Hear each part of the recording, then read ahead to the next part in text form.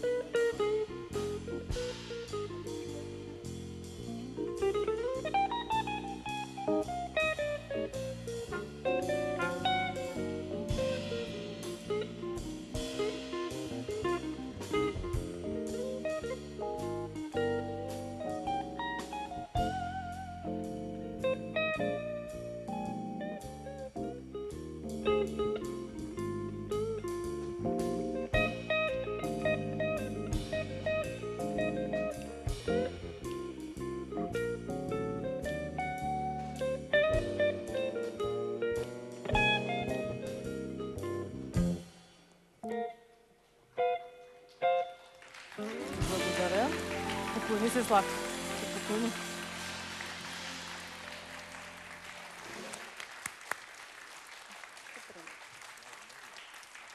Искам да благодаря на госпожа Славка Гранчарова за чудесните модели. Следващата неделя съм подготвила за вас нови интересни модели, атрактивни гости и горещи събития от света на модата. Убедена съм, че Димитър Цонев е на ниво, защото следва моите съвети. Последвайте ги и вие. Това беше от мен.